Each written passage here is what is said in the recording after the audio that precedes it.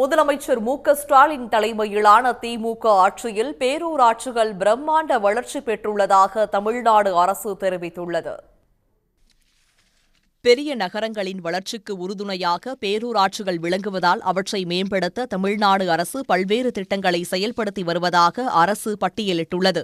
நபார்டு திட்டம் மூலம் 2021 முதல் 602 கோடி ரூபாய் மதிப்பீட்டில் 515 சாலைகள், 11 பாலங்கள் கட்டப்பட்டுள்ளதாகவும் அதில் தெரிவிக்கப்பட்டுள்ளது.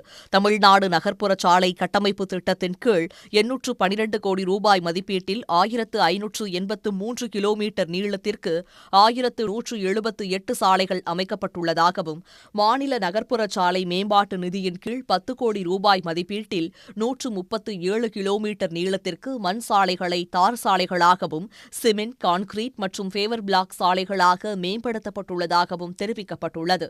கலைஞர் நகர்ப்புற மேம்பாட்டு திட்டத்தின் கீழ் கடந்த 3 ஆண்டுகளில் 1112 கோடி ரூபாய் மதிப்பீட்டில் 1509 பணிகள் நடைபெற்றுள்ளதாகவும், நமக்கு நாமே திட்டத்தின் மூலமாக சாலை அமைப்பு, நீர்நிலை புனரமைப்பு, பூங்கா அமைத்தல் உட்பட 1199 பணிகள் நிறைவேற்றப்பட்டுள்ளதாகவும் அந்த அறிக்கையில் கூறப்பட்டுள்ளது. உடனுக்குடன் செய்திகளை தெரிந்து கொள்ள சன் நியூஸ் பெல் ஐகானை கிளிக் பண்ணுங்க.